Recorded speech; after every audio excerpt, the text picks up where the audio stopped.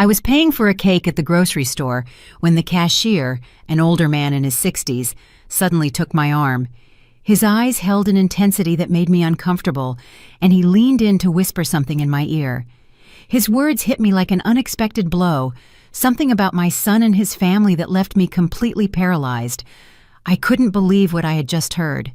The man let go of my arm and continued scanning groceries as if nothing had happened. But I stood there, the receipt trembling in my hand, trying to process the words that were now swirling in my head. I walked out the back entrance of the store. I needed fresh air and time to think. My heart was pounding so hard I could hear it in my ears. Was it possible that what this stranger had told me was true?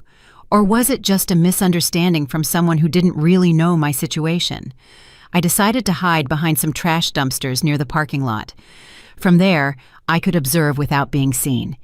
If what I had heard was true, I would soon know it with my own eyes. My name is Adeline Thorne. I'm 67 years old, and all my life I've worked hard to keep my family together.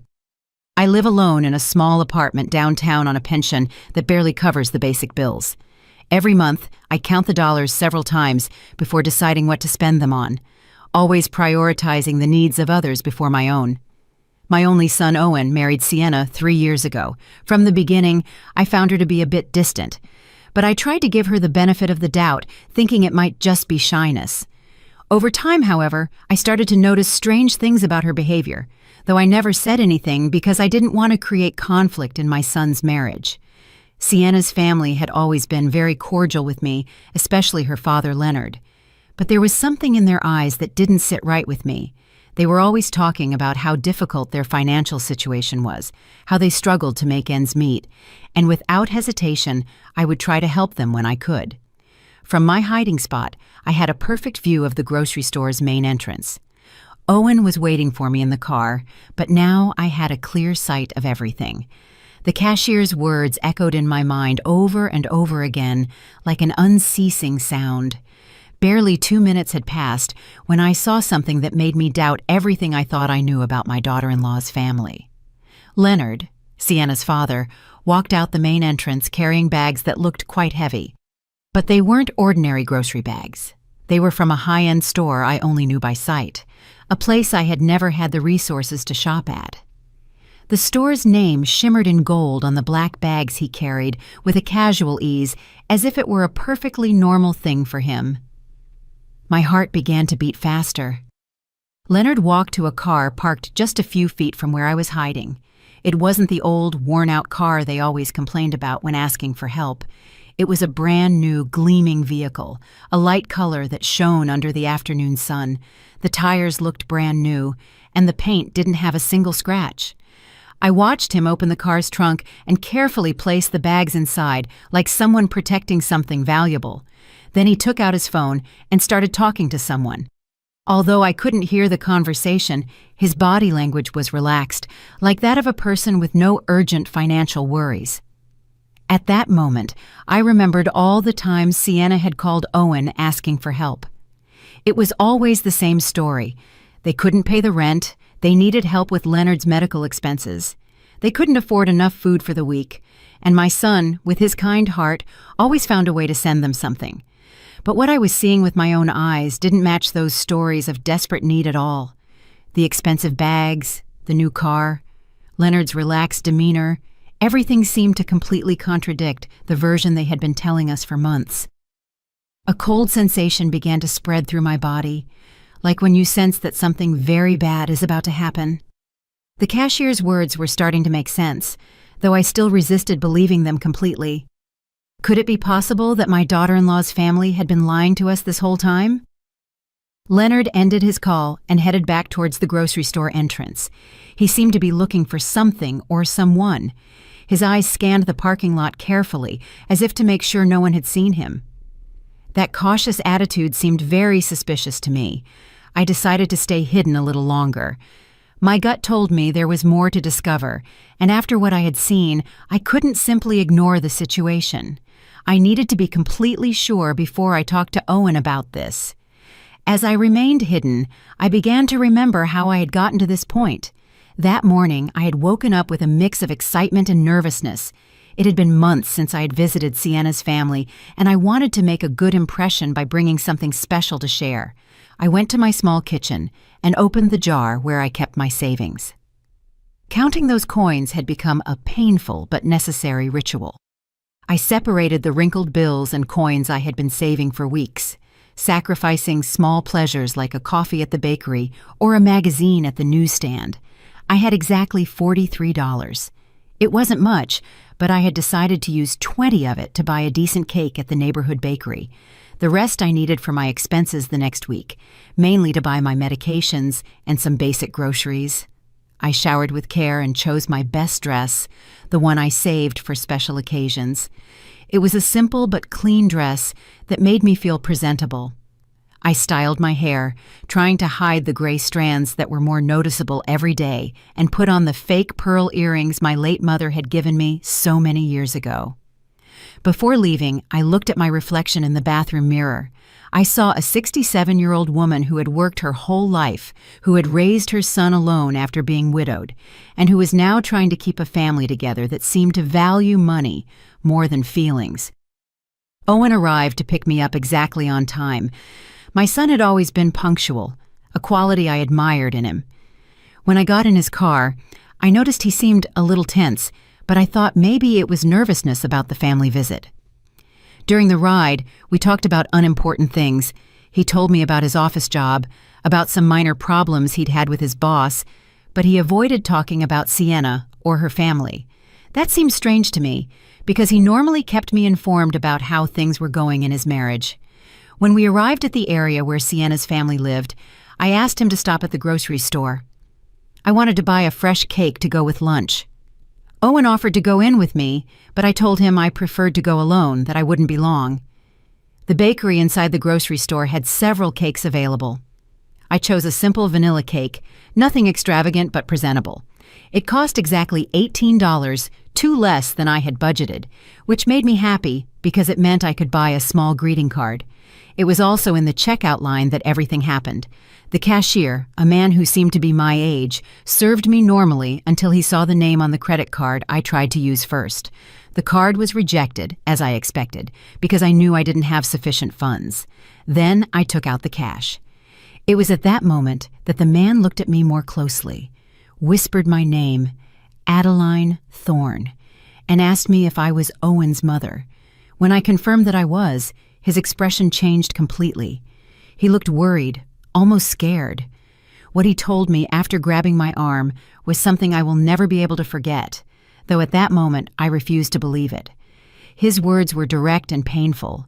He told me that my daughter-in-law's family came to that grocery store regularly, spending hundreds of dollars on imported products and premium meats, while at the same time he knew they were constantly asking my son for money. He explained that he knew the situation because Leonard had mentioned several times, with a certain pride, how my son helped them financially every month. The cashier told me he had seen Leonard buy bottles of wine that cost more than I spent on food for a whole week. He also told me that Sienna frequently bought expensive beauty products and designer clothes there, always paying in cash. He told me it seemed unfair that a family who gave themselves those luxuries was taking advantage of the generosity of a hard-working son and his elderly mother. The man explained that he had decided to talk to me because he had seen me carefully counting my coins to pay for a simple cake, while they spent without a care on luxury items. He told me that his own mother had gone through a similar situation and that he regretted not having acted in time. After hearing this, I left the grocery store completely confused. My mind refused to fully process what I had heard. For years, I had trusted the word of Sienna and her family. I had watched my son worry about them, work extra hours to send them money, and I myself had contributed with the little I had on several occasions. But the cashier's words had planted a seed of doubt that was growing rapidly in my heart. That's why I decided to hide and observe. I needed to see with my own eyes if what I had been told was true, because the consequences of that information were too serious to act on based on rumors alone. From my hiding spot behind the dumpsters, I could see everything happening in the parking lot perfectly. The smell of garbage wasn't pleasant, but it was a small price I was willing to pay to discover the truth about the people I had trusted for so long. When I saw Leonard come out of the grocery store with those expensive bags, my heart tightened in my chest. The bags were from a store I knew only by its reputation for high prices. A single purchase there could cost me a whole month's grocery budget. Leonard walked with the confidence of someone who has no financial worries. His clothes were new, his shoes shined, and his watch looked expensive even from where I was. Nothing about his appearance suggested the desperate poverty they always talked about. The car he put the groceries in was definitely new. The paint gleamed under the sun, and the tires looked freshly bought. I mentally calculated that a vehicle like that could cost more money than I had seen put together in my whole life. How was it possible that someone who had a car like that would need constant financial help? As I watched him talk on the phone, I noticed that his conversation was relaxed, even cheerful. It didn't seem to be the call of someone worried about financial problems. His body language was that of a satisfied person, comfortable with his situation. At that moment, all the small inconsistencies I had noticed over the past few months began to make sense. The times Sienna had casually mentioned expensive restaurants where she had eaten, justifying it as invitations from friends. The comments about new clothes she had supposedly gotten on incredible sales. The social media photos that showed a lifestyle that didn't match their constant requests for help. Leonard ended his phone call and started walking back towards the grocery store entrance. His movements were confident, unhurried, like someone who had all the time in the world. That gave me the chance to analyze his appearance and behavior better from my hiding spot. Not only were his clothes new, but they were of good quality. The shirt he was wearing had that perfect cut you only get at specialty stores, and his pants were impeccably ironed. Even his shoes, which I could see better as he got closer to my position, seemed to be genuine and expensive leather. While I was waiting to see what else would happen, I heard voices coming from my right. 2 elderly women were talking as they pushed their shopping carts toward their cars. At first I didn't pay attention, but when they mentioned Sienna's name, my ears perked up immediately. "Did you see the new dress Sienna was wearing at the mall yesterday?" One of them, a woman with gray hair who looked my age, said, "It must have cost at least $200. I saw an identical one in that expensive store on the second floor." The other woman, who was thinner and wore glasses, responded with a knowing tone. "And that's not all, Hermione. I also saw her buying beauty products at that French store. My granddaughter works there and told me that Sienna is a frequent customer. She spends as if money were raining from the sky." My heart started beating faster. These women were talking about the same Sienna who constantly told my son they didn't have money for basic expenses, the same one who had called last week asking for help to buy medicine for her father. Hermione continued, "What strikes me most is how she's always buying new things, but then goes around the neighborhood saying they're going through very difficult financial times. My friend Leonard works at the bank and told me the deposits they receive don't match the story of poverty they're telling at all." "Oh, Hermione, but that's gossip," the other woman replied, though in a tone that suggested she had her own doubts. "Although I must admit, it seems strange to me that they can afford the rent on that big house if they're really as bad off financially as they say." Gossip. My daughter lives on the same block as them and tells me that almost every week, delivery trucks with groceries from the most expensive grocery store in the city arrive. Purchases that any of us would take months to be able to afford. The 2 women continued walking away as they talked, but I could hear a few more fragments of their conversation. They mentioned something about parties Sienna's family had recently organized. Parties with abundant, high-quality food, imported wines, and expensive decorations. Every word I heard was like a stab in my heart. For months, I had been feeling sorry for that family, worrying about their well-being, asking my son to help them when he could, and even contributing my own small savings on several occasions. I remembered the time Sienna had called me directly, crying on the phone, telling me they needed urgent help to pay for Leonard's doctor. She had told me they had to choose between buying medicine or food, and that they didn't know what to do. That night, I couldn't sleep thinking about their suffering. The next day, I had gone to the bank and withdrawn $150 from my emergency savings, money I had been saving for a possible medical emergency of my own, but which I decided to give her because I couldn't bear the thought of them suffering when I could help. Now, listening to these women talk about that same family's luxurious lifestyle, I felt like the most foolish woman in the world. How could I have been so naive? How had I not seen the signs that were apparently obvious to the whole neighborhood? Leonard came out of the grocery store again, this time with a smaller bag. He headed back to his car, but this time he stopped to talk to a man who was washing a car near his. I couldn't hear the conversation, but they both seemed relaxed and friendly. The man Leonard was talking to wore work clothes, but you could tell he respected Leonard. His body language suggested that Leonard was someone of a certain status in the neighborhood, someone who commanded respect, possibly because of his financial situation. After a few minutes, I saw Leonard hand the man something. From my distance, it looked like money, several bills that he handed over without apparent effort. If they were truly going through financial difficulties, as they said, how could he afford to give money to strangers so easily? At that moment, my phone vibrated. It was a text message from Owen asking me what had happened, why I was taking so long at the grocery store. I had completely forgotten about him, still waiting for me in the car, probably worried about my delay. I quickly replied that I was on my way out, that I had been in a very long line. A lie. Lying to my own son hurt, but I needed more time to process everything I had seen and heard. I couldn't get back to his car and tell him my suspicions immediately without more evidence. As I was writing the message, Leonard said goodbye to the man and got into his car. The engine started with a smooth, powerful sound, confirming that it was a good quality and probably recent vehicle. I watched him leave the parking lot with a tranquility that completely contrasted with the image of financial desperation his family had been projecting. I decided to leave my hiding place and walk toward where Owen was. I needed to act normally, at least for now, but my mind was already working, trying to recall all the strange details I had overlooked in recent months, all the small signs that now took on a completely different meaning. When I got to the car, Owen looked at me with concern. "Mom, are you okay? You look pale," he said as I settled into the passenger seat. "Did it take them a long time to check you out?"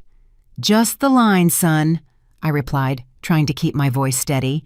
"You know how grocery stores are on weekends."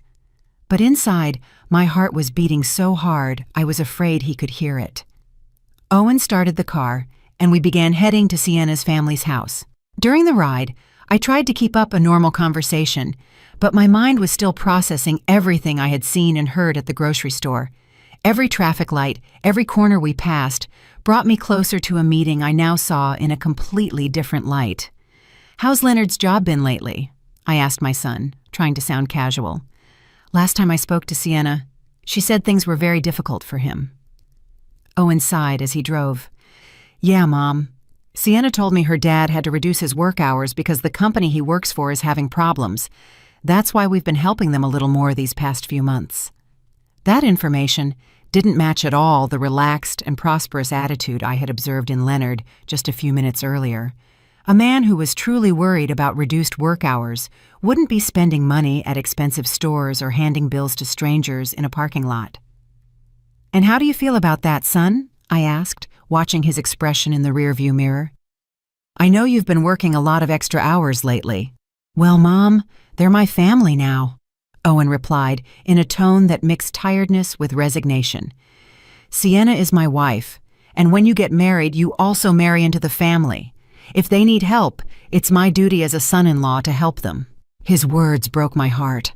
My son, the kind and hard-working man I had raised, was sacrificing his own well-being for people who, from what I had discovered, were taking advantage of his generosity. How much longer could this situation continue without seriously affecting his own financial stability? We arrived at the neighborhood where Sienna's family lived. It was a pleasant residential area with well-maintained houses and manicured lawns.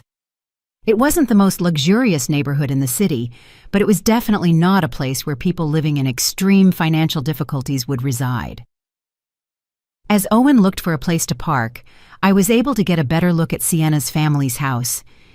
It was a 2-story building with a well-decorated front lawn and a facade that had been recently painted. The windows had new curtains, and the front door looked like it had been renovated not long ago. "The house looks very well kept," I commented, trying to get more information. "Didn't you tell me they were having trouble paying for some repairs?" "Oh yeah," Owen replied as he parked. "Leonard managed to get some extra work on weekends to make the most urgent repairs. He's been working a lot to keep the house in good condition." Another story that didn't add up. If Leonard were really working extra shifts to survive, how would he have time to go grocery shopping at an expensive store during work hours? And more importantly, how would he have money to spend on luxury goods if everything he earned was supposedly going to house repairs?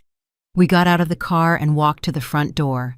Owen was carrying some things he had brought, while I carried my cake in a mix of nervousness and curiosity that grew with every step.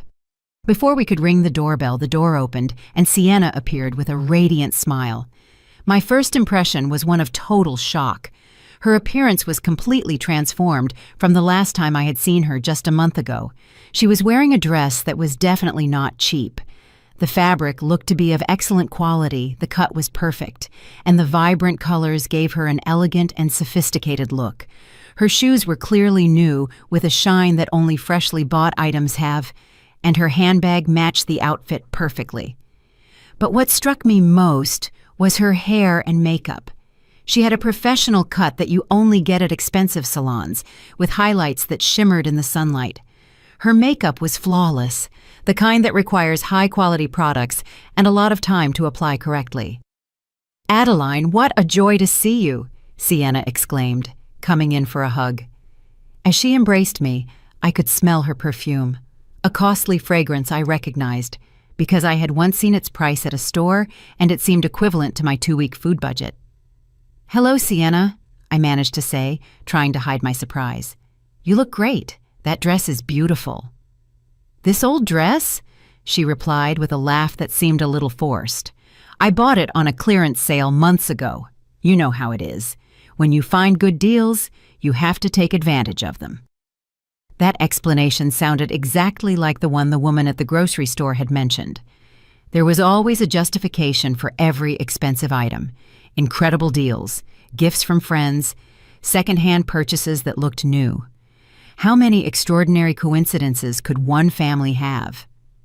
We went into the house, and I immediately noticed other details that didn't fit with the story of financial difficulties. The living room had been recently redecorated. The furniture wasn't the same as I remembered from my last visit. There was a new leather sofa that looked expensive, a glass coffee table that gleamed impeccably, and several decorative objects that were definitely not cheap. On the wall was a large flat-screen TV that hadn't been there before. It was a recent model, one of those that cost several $1,000s. How could a family in a financial crisis explain the purchase of a luxury television? "Dad, look who came to visit," Sienna called towards the inside of the house. Leonard appeared from what seemed to be the kitchen, wiping his hands with a towel. When he saw me, his expression changed slightly. There was a flicker in his eyes, as if for a moment he had seen something he didn't expect, but he quickly regained his usual smile. "Adeline, so good to see you," he said, approaching to greet me. "We hope you're hungry because Sienna has prepared a delicious meal." It was the same Leonard I had seen at the grocery store just an hour before, but now he was acting as if he hadn't left the house all day. His clothes were the same, but he had put an apron over his shirt as if he had been cooking. "I brought a cake to go with it," I said, handing him the box. "I hope you like it." "What a lovely gesture," Sienna exclaimed. "But it wasn't necessary, Adeline. You know you're always welcome here without having to bring a thing." As she spoke, I could see over her shoulder into the kitchen. The counters were full of ingredients and utensils that suggested an elaborate culinary preparation. I could make out expensive-looking cuts of meat, fresh and exotic vegetables, and bottles of imported seasonings. The amount of food they were preparing could easily feed a family for several days, and the quality of the ingredients was noticeably superior to what I could afford to buy for my own meals. "Did you two prepare all this?" I asked, genuinely impressed by the abundance. "Well, we wanted to do something special for your visit," Leonard replied. You don't get to have Owen's mother over every day. Besides, we got some ingredients on sale, so we decided to take advantage." The miraculous sales again. I began to wonder if this family had an extraordinary knack for finding deals, or if these explanations were simply a way to justify expenses they couldn't honestly explain. Owen seemed completely oblivious to my observations. He was chatting animatedly with Sienna about his job and his plans for the next week. His relaxed attitude confirmed that he really believed the version of reality they had presented to him. But I could no longer ignore the evidence before my eyes. Every detail of that house, every aspect of Sienna's and Leonard's appearance, every convenient explanation, everything pointed to the same unsettling conclusion. This family was not going through the financial difficulties they claimed to be facing. During lunch, I tried to maintain a normal conversation while discreetly observing every detail that could confirm or disprove my suspicions. The table was set with dinnerware I didn't remember seeing before, plates and glasses that seemed to be of good quality, not the kind of utensils someone worried about every penny would use. The food they served was abundant and varied. There were several main courses, elaborate salads, and side dishes that required expensive ingredients. Leonard poured wine into crystal glasses, a wine I recognized from having seen its price at the grocery store, more than $50 a bottle. "This wine is delicious," I commented, trying to get information. "Is it a special brand?" "Oh, this one?" Leonard replied with a proud smile. "A friend of mine who works in imports got it for me at a special price. Normally we couldn't afford wines like this, but when these opportunities come up, you have to take advantage." There was always a perfect explanation, always a generous friend, or an incredible deal that justified every luxury. I was starting to wonder how many generous friends one family could have, and how frequent those extraordinary deals could be. While we ate, Sienna casually mentioned some plans they had for the next month. She talked about a family celebration they were organizing, an event that, as she described it, would require a considerable investment in decorations, food, and entertainment. "Sounds expensive," I said without thinking, my words slipping out. "Expensive?" Sienna laughed.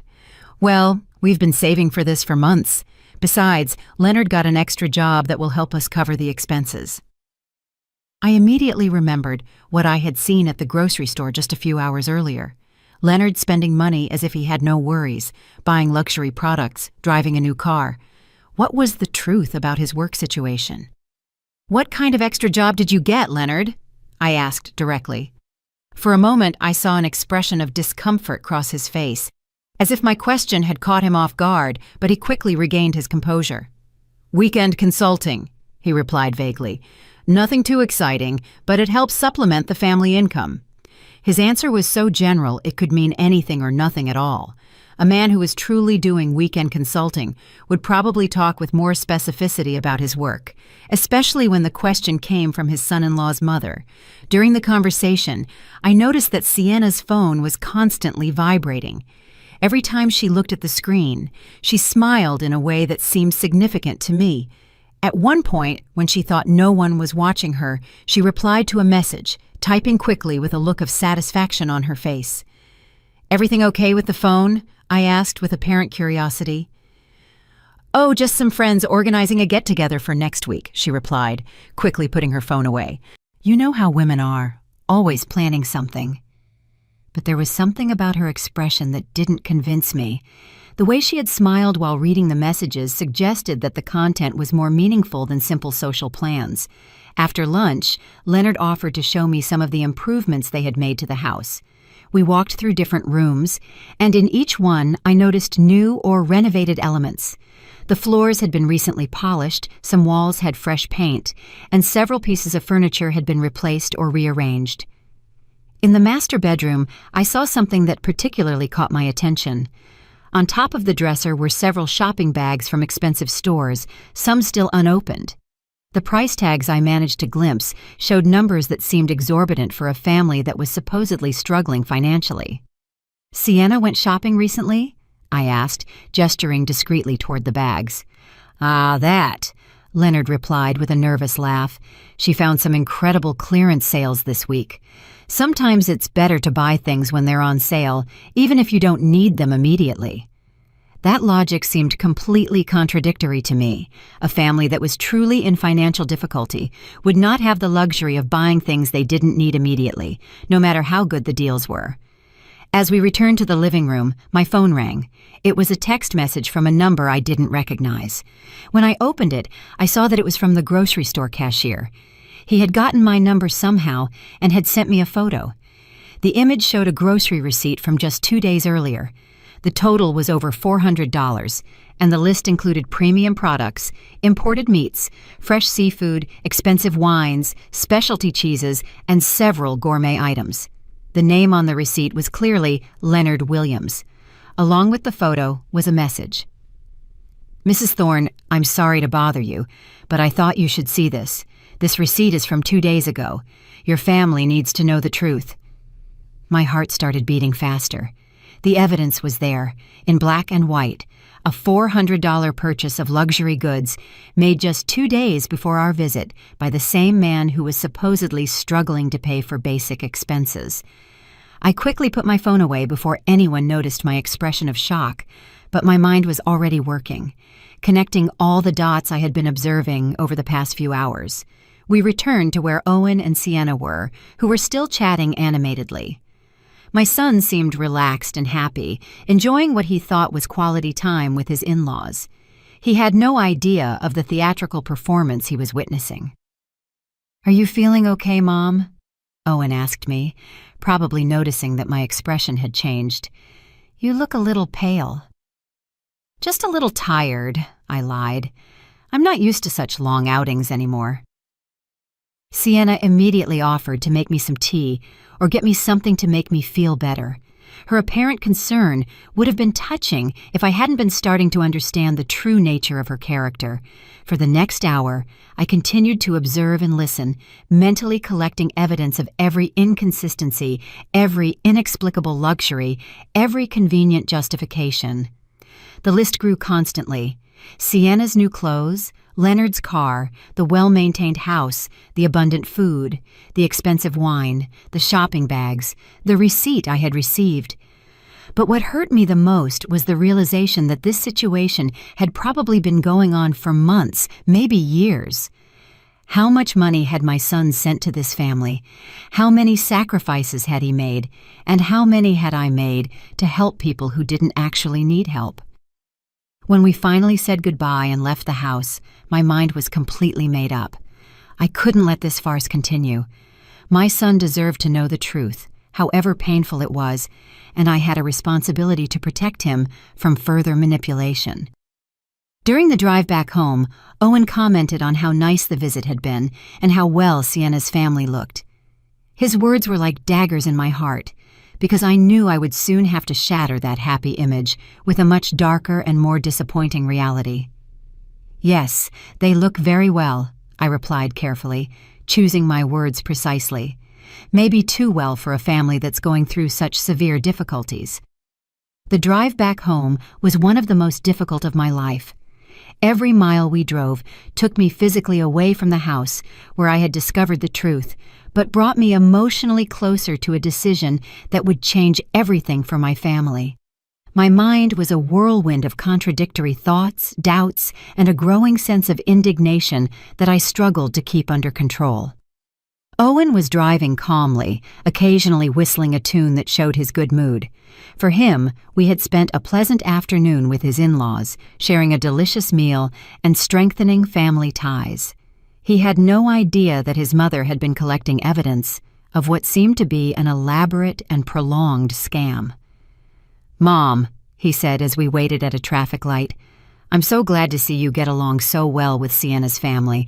I know you had some reservations about our marriage at first, but I think now you can see what good people they are." His words broke my heart. My son, my only son, was being manipulated by people who had turned the exploitation of his generosity into an art. How could I tell him that the people in whom he had placed his trust and his money were probably professional liars? "Owen," I began carefully, Have you ever noticed anything inconsistent in the stories Sienna tells you about their financial situation? My son glanced at me briefly before returning his gaze to the traffic. What do you mean, Mom? Inconsistent? How? Well, I continued, choosing my words very carefully. Today I noticed they have a lot of new things in the house. The television, some furniture, Sienna's clothes, all of that costs a considerable amount of money. Owen sighed, and I could see that my comment had hit a nerve. Mom, I already explained that Leonard has been getting extra jobs. Besides, Sienna is very good at finding deals and bargains. Not everything that looks new is necessarily expensive. But don't you think it's strange that a family that needs constant help for basic expenses can afford so many luxuries at the same time? I insisted, trying to keep my tone neutral and non-accusatory. They're not luxuries, Mom, Owen replied with a touch of defensiveness in his voice. They're basic needs they've been able to meet thanks to a lot of effort and sacrifice. They bought the TV secondhand, the furniture was a one-time opportunity, and Sienna's clothes are from clearance sales. Each justification my son repeated was exactly the same one I had heard from Leonard and Sienna during lunch. It was as if they had rehearsed these explanations to perfection, creating a consistent version of reality that could satisfy any uncomfortable question. I decided to try a different approach. Son, have you seen any receipts or documents that confirm these incredible deals, or have you accompanied Sienna when she finds these extraordinary bargains? The question clearly made him uncomfortable. I could see his hands tighten slightly on the steering wheel. Mom, why all these questions? Sienna is my wife. If she tells me she got something on sale, I believe her. Marriage is based on trust. His answer confirmed what I had begun to suspect. Owen had never seen direct evidence of these supposed deals and extra jobs. He was blindly believing everything they told him because he trusted the people he loved. Of course, son, I replied softly. Trust is fundamental in marriage, but it's also important to protect yourself from people who might take advantage of that trust.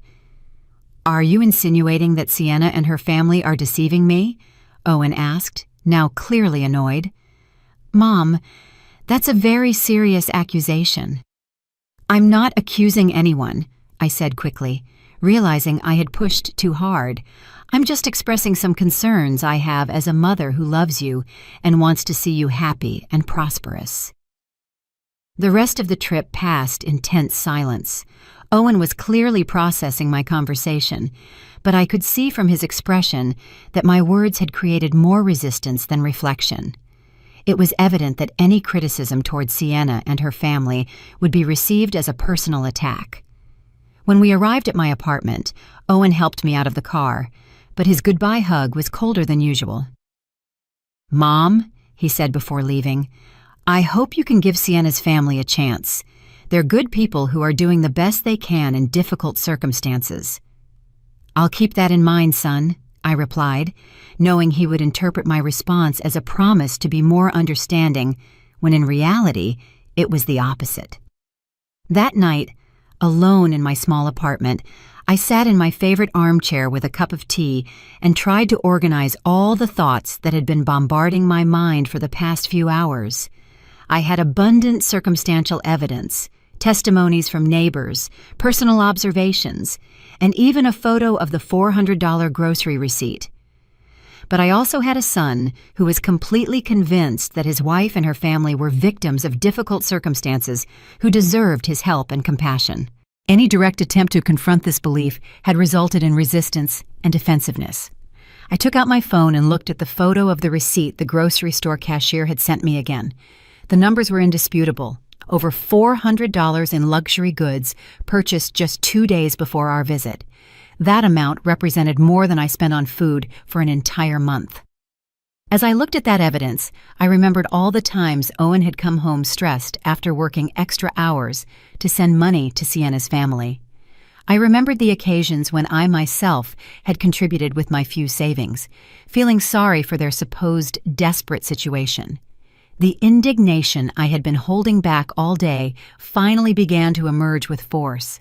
It wasn't just the money that bothered me, though that was significant. It was the emotional manipulation, the systematic exploitation of my son's good feelings, and the calculated way they had built a web of lies to sustain their lifestyle at our family's expense. It also pained me deeply to realize that they had probably been laughing at us behind our backs. Every time we sent money, every time we worried about their well-being, every time we made sacrifices to help them, they probably saw it as evidence of our naivety and ease of being manipulated.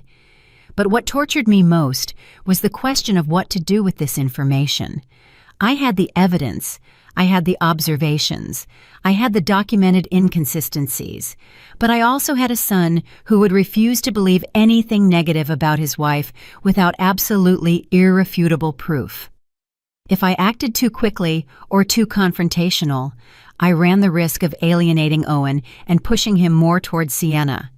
But if I didn't act soon, the manipulation would continue, possibly getting worse over time, and my son would continue to be exploited financially and emotionally. I decided I needed more evidence that was so clear and indisputable that even Owen couldn't deny or rationalize it. I couldn't rely only on observations and suspicions. I needed concrete proof that would reveal the true nature of the people who had deceived my family. That night, before I fell asleep, I made a decision that would change the course of the events that followed. I would not directly confront Owen until I had absolutely solid evidence. Instead, I would begin my own discreet investigation, collecting proof that was impossible to deny or explain with convenient stories about miraculous deals and mysterious extra jobs. The following days were the most difficult I had experienced in years. Every interaction with Owen had become an exercise in self-control, trying to maintain normalcy while my mind constantly worked on how to address the situation I had uncovered. The evidence I had collected weighed on my conscience like a burden I couldn't share. During that week, I received 3 more messages from the grocery store cashier. Each one contained additional information that confirmed and expanded my initial suspicions. He sent me photos of other receipts for purchases made by Leonard and Sienna in recent weeks, all showing excessive spending on unnecessary and expensive products. One of the photos showed a receipt for over $600, which included 2 bottles of French champagne costing more than $100 each, imported seafood, and several gourmet cheeses. The date on the receipt was the same day Sienna had called Owen asking for urgent help to pay the rent. I also received information from Hermione, one of the women I had heard talking at the grocery store. She had gotten my phone number through a mutual friend and contacted me because she had decided I needed to know more details about the situation. Hermione told me that Sienna's family had been organizing regular parties at their house, events with professional catering and expensive decorations. She described a birthday party for Leonard that had cost, according to the guests' comments, several $1,000s in food, drinks, and entertainment. "Adeline," she told me during a phone call, "my daughter lives on the same block and tells me that delivery trucks with expensive purchases, clothes, appliances, furniture, are constantly arriving. It's not normal for a family that is supposedly in a financial crisis." Each new piece of information made it harder to maintain my silence, but I knew I needed the right moment and circumstances to present all of this to Owen in a way that couldn't be easily dismissed or rationalized. The moment came on a Wednesday night when Owen came to visit me after work. He looked especially tired and stressed. When I asked him what was wrong, he told me that Sienna had asked him for additional money for a medical emergency for Leonard. "He needs a minor surgery," Owen explained, rubbing his temples with clear signs of tension. "The insurance doesn't cover everything, and they need $200 by Friday. I've been working double shifts all week to be able to get the money together." That was the last straw. $200 for a supposed medical emergency requested by the same family that had spent $600 on champagne and seafood just a few days earlier. I couldn't let my son sacrifice himself anymore for these elaborate lies. "Owen," I said, taking his hands in mine. "I need to show you something. But before I do, I want you to know that I'm doing this because I love you and because I can't stand to see you being hurt." I took out my phone and showed him the first photo of the $400 receipt. His eyes widened when he saw the date and the total, but before he could speak, I showed him the other photos I had received during the week. "Mom, where did you get this?" Owen asked, looking at the images with an expression that mixed confusion and denial. "And how do you know these receipts are real?" I explained my encounter with the grocery store cashier, the conversations I had overheard from the neighbors, and all the observations I had made during our visit. I spoke slowly and carefully, presenting each piece of evidence logically and chronologically. "But there has to be an explanation," Owen insisted, although his voice no longer sounded as convinced as before. "Maybe Leonard had a good month at work, or maybe they received money from another source." "Son," I replied gently, "these luxury purchases were made on the same days that Sienna called you asking for help with basic expenses. Doesn't that seem like too much of a coincidence?" I could see the realization starting to sink into his mind. His eyes moved between the photos on my phone and my face, looking for some way to reconcile what he was seeing with what he had believed for so long. "Besides," I continued, showing him the information I had gotten about the expensive parties, "the neighbors have seen how this family really lives. It's not the story of desperate poverty they've been telling you." Owen got up from his chair and started pacing my small living room. I could see his mind working, recalling past conversations, broken promises, and small inconsistencies that he had probably ignored or rationalized before. "But why would they do this?" he finally asked in a voice that sounded completely defeated. "Why would Sienna lie to me about something so important?" "Because it worked," I replied honestly. "Because you've been sending them money regularly without asking questions, trusting their word. For them, you're a reliable source of additional income that they can use to maintain a lifestyle they couldn't otherwise afford." Tears began to form in my son's eyes. Seeing his pain broke my heart, but I knew it was necessary to free him from this destructive manipulation. "How much money have I given them in total?" he asked, though he seemed afraid of the answer. We had reached the moment of complete truth. "According to what you've told me over the past few months, probably more than $5,000, and that's not counting the help I've given them myself." The number hit him like a physical punch. $5,000 represented months of extra work, personal sacrifices, and lost opportunities for his own future, all given to people who had been systematically deceiving him. "I need to talk to Sienna," he said finally, with a determination I hadn't heard in his voice in a long time. "I need to confront her with this information and hear her explanation." "Are you sure you're ready for that conversation?" I asked him. "Once you put this information on the table, there will be no turning back. Your relationship will change forever, no matter what her answer is." Owen was silent for several minutes, looking at the photos on my phone over and over again. I could see him processing not only the financial evidence, but also the emotional implications of having been deceived by the person he loved. "Mom," he said finally, "thank you for showing me this. I know it must have been difficult for you to decide whether to tell me or not, but you were right. I needed to know the truth." I hugged him tightly, feeling both relief and worry about what would come next. The truth had finally come to light. But now came the most difficult part, facing the consequences of years of lies and manipulation. "What are you going to do now?" I asked. "I'm going home tonight, and I'm going to have a very serious conversation with my wife," Owen replied with a firmness he hadn't shown in months. "And depending on what she says, I'm going to make some important decisions about our future." Owen left my apartment that night with a determination I hadn't seen in him for months. I stayed awake very late, unable to sleep, wondering how the confrontation between my son and his wife would unfold. I knew the next few hours would be crucial for the future of our family. At 2 a.m, my phone rang.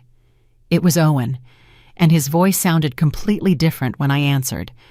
There was a mix of pain, anger, and something that sounded like relief. "Mom," he said without preamble, You were right about everything. Completely. What happened, son? I asked, although from his tone, I could already imagine that the confrontation had not gone well for Sienna. When I got home, I decided to check some things before I talked to her. I went to our room and looked through her things, something I had never done before because I trusted her completely. What I found left me speechless. Owen told me that he had found several shopping bags hidden in the closet, all from expensive stores, with receipts that showed hundreds of dollars in expenses for clothes and accessories. He also found jewelry he had never seen Sienna wear, still with their original price tags. But that wasn't the worst part, Mom. In her purse, I found a notebook where she had written down all the money she's asked me for over the past 2 years. Every lie, every emergency, every invented story is documented there as if it were a job. My heart sank when I heard this. The situation was even worse than I had imagined. Not only had they been lying about their financial situation, but they had been keeping a detailed record of their scam as if it were a legitimate business. And what else was in that notebook? I asked, although I feared the answer. Plans to ask for more money, Owen replied bitterly. She had noted that the next story would be a dental emergency for her mother that would cost $1,800. She also had notes on how to make me feel guilty if I doubted her or asked too many questions. The cold calculation of it all sickened me. They weren't mistakes or misunderstandings. It had been a systematic manipulation designed specifically to exploit my son's good feelings. And when did you confront her with all this? I asked. At first, she tried to deny everything, Owen continued. She said the purchases were gifts from friends, that the notebook was just to keep track of household expenses, that I was misinterpreting everything. But when I showed her the photos you had of the grocery store receipts, her strategy changed completely. How did it change? She got furious. She yelled at me that I had no right to go through her things, that my family had never really accepted her, and that it was all your fault for putting ideas in my head. She said you had always been a meddling mother-in-law who wanted to destroy our marriage. Those accusations hurt, but they didn't surprise me. It was typical of professional manipulators to try to turn the situation around and become the victims when confronted with evidence of their lies. But what impacted me most, Owen continued, was when she finally admitted the truth. She told me that her family had never been in a financial crisis, that Leonard has a stable job that pays well, and that it had all been a strategy to take advantage of my generosity. She used that word specifically, take advantage? Exactly that word. Mom, she said I was easy to convince and that my family had money that we could afford to share, as if we were responsible for maintaining their luxurious lifestyle. The conversation continued for over an hour. Owen told me every detail of the confrontation, every lie that had been revealed, every manipulation that had finally been exposed. The picture that emerged was of a family that had turned deception into a way of life. I also called Leonard during the argument, Owen told me. I wanted to hear his version of events. At first, he tried to stick to the original story, but when I told him I already knew the truth, he also admitted everything. And what did Leonard say? He said that they had decided from the beginning that I was a good match for Sienna because I had a stable job and a family that could help them financially. He told me it was never personal, that it was just business, as if that made everything okay. The coldness of that admission left me speechless. Not only had they deceived my son, but they had seen him from the beginning as a source of income, not as a human being with his own feelings and needs. And what did Sienna say when her father admitted everything? I asked. That was the most revealing part of the whole night, Owen replied with a bitter laugh. She got mad at him for ruining the plan. She wasn't angry because the lies had hurt our marriage, but because her father had confessed and ruined her ability to continue deceiving me. For the next hour, Owen told me how he had discovered more details about the extent of the lies.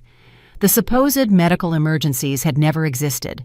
Leonard's work problems were completely fabricated. Even the incredible deals that explained all their luxuries had a simpler explanation. They simply bought what they wanted with the money my son sent them regularly. What hurts me the most, Mom, he told me toward the end of our conversation, isn't just the money I lost. It's realizing that for 2 years of marriage, I never really knew the woman I married. Everything was an act designed to keep me giving them money. "And what are you going to do now, son?" I asked him, although from his tone, I already suspected what his answer would be. "I've already told Sienna that our marriage is over tonight. There's no way to rebuild trust after such a systematic and calculated betrayal.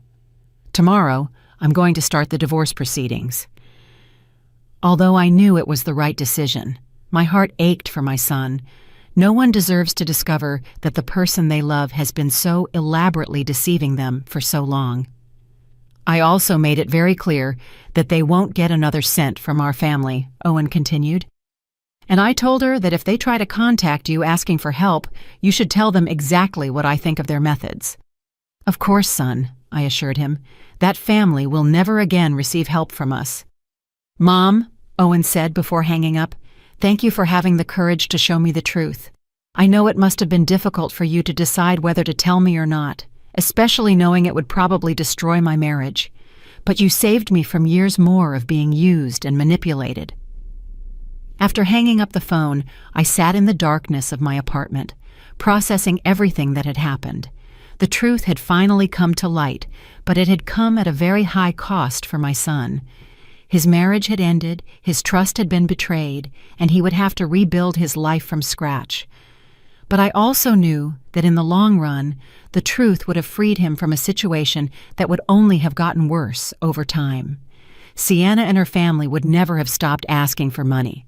They would never have voluntarily confessed their lies, and they probably would have escalated their manipulations until they had completely drained my son's resources.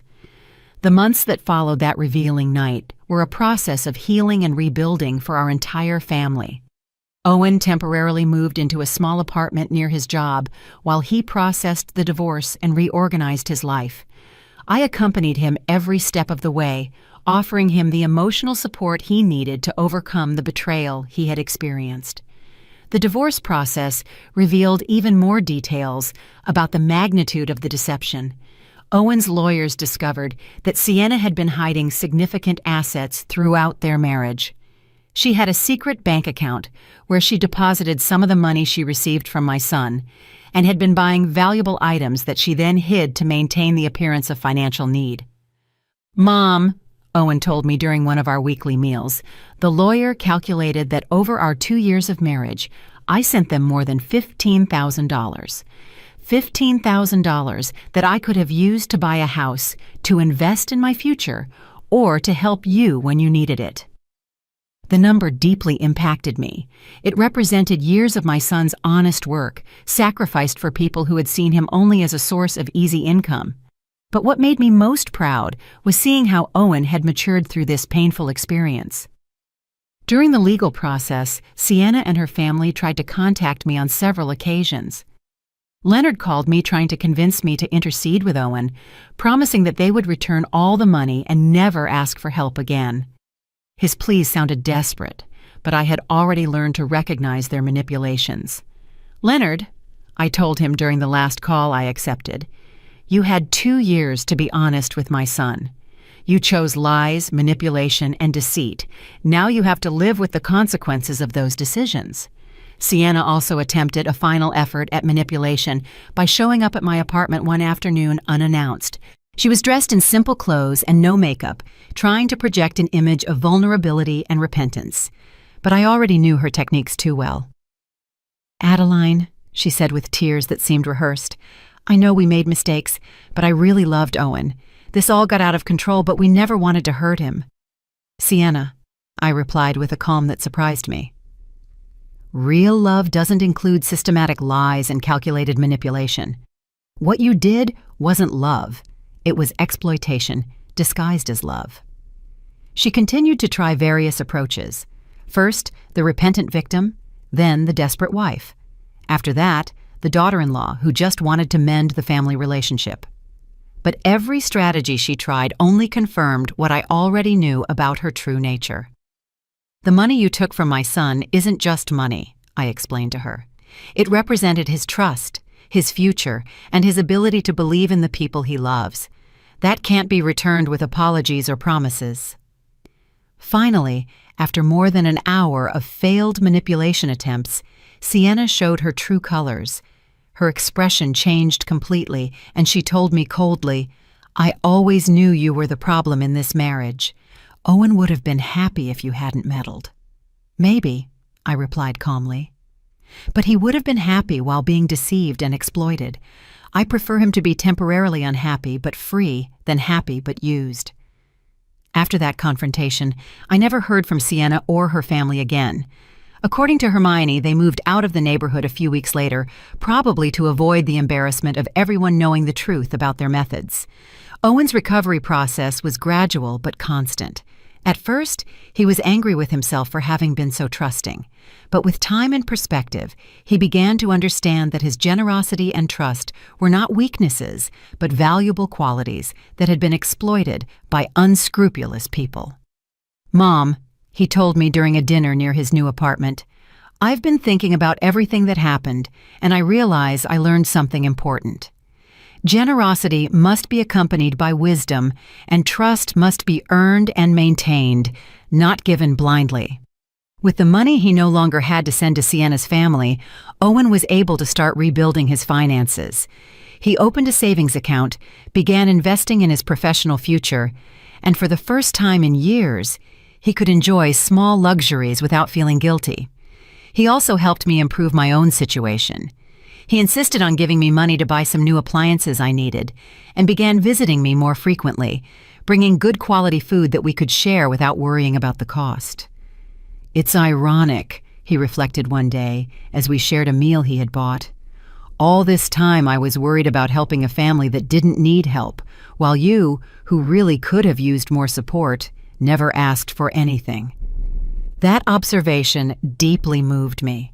During the years of Sienna's manipulation, I had watched my son exhaust himself trying to meet constant demands for money, while I remained silent about my own needs so as not to add more pressure to his life. 6 months after the divorce, Owen had found a new balance in his life. He had learned to be more cautious without becoming cynical, wiser without losing his ability to trust the people who truly deserved his trust. "Mom," he told me during one of our Sunday walks in the park, "I want to thank you again for having the courage to show me the truth. I know it was difficult for you to decide whether to intervene or not." "Son," I replied, "a mother must always protect her children, even when it hurts. My job isn't just to love you, but also to make sure the people you say you love truly deserve you." The grocery store cashier, a man named Eli, also became an unexpected but welcome presence in our lives. One day, he came to visit me to ask how things had turned out, and we ended up talking for hours about the importance of speaking up when we see injustices, even if it's uncomfortable to do so. "You know, Mrs. Thorne," Eli told me before he left, "my mother went through a similar situation years ago, and no one had the courage to tell her the truth. When everything was finally discovered, she had already lost all her life savings. That's why I decided to talk to you. Some truths hurt, but silence hurts more." Now, when I look back on everything that happened, I feel a mix of pain for what my son had to suffer, but also a deep pride for the strength he showed in facing the truth and making the right decisions. I learned that true family love sometimes requires the courage to speak difficult truths, to confront uncomfortable situations, and to protect the people we love even when it means destroying illusions they prefer to keep. That day, when I heard those strange words at the grocery store and decided to observe instead of ignore, I changed the course of our lives forever. It was one of the most difficult decisions I've ever made, but also one of the most correct. Today, Owen is a wiser, stronger man who is more aware of his own worth. He is no longer the victim of professional manipulators, but someone who has learned to set healthy boundaries and to value his own generosity enough not to allow it to be exploited. And I, Adeline Thorne, at 69 years old, learned that it's never too late to be brave, to stand up for what's right, and to protect those we love. Because in the end, the most powerful justice isn't the one that shouts, but the one that acts with wisdom and protects those we love most. 2 years have passed since that afternoon at the grocery store that changed our lives forever. As I write these lines, sitting in my favorite armchair with a cup of tea that is already getting cold, I can't help but reflect on all the ground we have covered since then. Owen got married again 6 months ago. His new wife, Regina, is a hardworking and honest woman he met at his office. What I like most about her isn't just her transparency in everything she does, but the way she respects the relationship I have with my son. She has never tried to interfere between us or shown the slightest interest in our family finances. The first time Regina came to my house for dinner, she brought the ingredients for us to cook together. "Adeline," she told me as we prepared the vegetables, "I want you to know that I will never ask you or Owen for money. I believe in working for what I need and being honest about what I can afford." Her words moved me to tears, not only for her honesty, but because I realized how traumatized I had been by the experience with Sienna. For months after the divorce, every time we met someone new, I would find myself analyzing their motivations and looking for signs of manipulation. The healing process was not easy for either of us. Owen went through periods of depression where he questioned his judgment in relationships. There were nights when he would call me, asking if he could ever fully trust anyone again. "Mom," he would tell me during those late-night calls, "how can I be sure I won't be deceived again? How can I distinguish between someone who truly loves me and someone who only sees opportunity?" Those conversations broke my heart because I saw how Sienna's betrayal had damaged not only his finances, but his fundamental ability to trust people. But I was also proud to see how he was slowly rebuilding his confidence in a more mature and wiser way. During the first year after the divorce, Owen developed what he called his verification system. Before helping anyone financially, he would ask to see documentation, talk to multiple sources, and take time to evaluate the consistency of the stories they told him. At first, I thought he might have become too distrustful, but over time, I realized that he had simply learned to balance his generous nature with a practical wisdom he hadn't had before. He no longer gave money out of emotional impulse, but after a careful and rational evaluation. This new approach served him well when a coworker asked him for help for a supposed family emergency.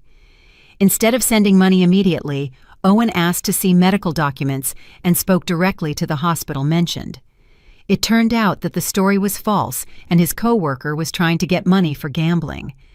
"Mom," he told me after discovering that lie, "2 years ago, I would have sent the money without asking a single question. Now I understand that verifying isn't distrusting. It's protecting yourself from people who seek to take advantage of the kindness of others." For my part, I also had to process my own feelings about what had happened. For months, I felt guilty for having waited so long to say something, wondering how much money we could have saved if I had acted sooner. But with time and perspective, I came to understand that I acted at the right time, when I had enough evidence to be convincing. The grocery store cashier who initially alerted me to the situation became a dear friend to our family. He and his wife Marlene visit us regularly, and we have developed a friendship based on shared values of honesty and mutual support. "You know, Adeline," Eli told me during one of his visits, "what I admire most about this whole situation is how you handled the truth.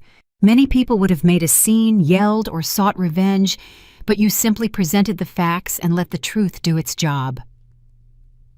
His words made me reflect on something important I had learned throughout this process, that silent dignity is more powerful than noisy revenge. I never sought to hurt Sienna or her family. I simply stopped allowing them to hurt us. Hermione, the neighbor who had given me additional information about Sienna's family, also became a close friend. She helped me understand that what we had experienced wasn't unusual, that many families suffer this kind of manipulation, especially when the children are generous and trusting. "My son-in-law works in social services," Hermione told me during one of our conversations. "And he told me that these kinds of family scams are more common than people think. There are people who have turned the manipulation of kind-hearted relatives into a way of life." This perspective helped me understand that we hadn't been particularly naive or foolish. We had simply been targets of people who were experts at exploiting emotions and family ties. The financial impact of the deception was significant, but manageable. Owen calculated that in total, we had lost around $15,000 when my contribution and some loans he had made, which were never returned, were included. However, once the flow of money to that family stopped, our financial situation improved dramatically. With the money he no longer had to send monthly, Owen was able to save for a down payment on a small house. He asked me to live with him and Regina, but I prefer to maintain my independence in my own apartment, although now with better furniture and appliances that he insisted on buying for me. "Mom," he told me when he brought the new refrigerator, "for years I watched you count coins while I sent hundreds of dollars to people who didn't need them. Now it's your turn to have the things you deserve." Regina turned out to be not only a good wife to Owen, but also a considerate daughter-in-law to me. She never tries to compete with my place in my son's life, and always includes me in her family plans and decisions. The difference from Sienna's attitude is so marked that sometimes I find it hard to believe both women exist in the same world. Last month, Regina confided that they are expecting their first child. The news filled me with a pure joy I hadn't felt in years. This grandson or granddaughter will grow up in a home where honesty and integrity are fundamental values, very different from the environment of lies and manipulation that would have existed if Owen had remained with Sienna. "I want our child to know you as the grandmother who had the courage to protect our family," Regina told me while holding my hand. "Owen has told me the whole story, and I deeply admire what you did. Sometimes I wonder what would have happened if I had never decided to hide behind those trash dumpsters to watch Leonard. How long would the deception have continued? Would Owen have eventually discovered the truth on his own, or would he have continued to be exploited indefinitely?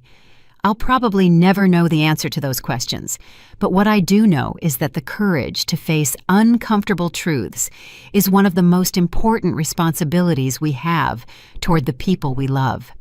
In these 2 years, I have reflected a lot on the signs I ignored for so long, the small details that didn't add up, the overly convenient explanations, the way Sienna always had a perfect story for every situation.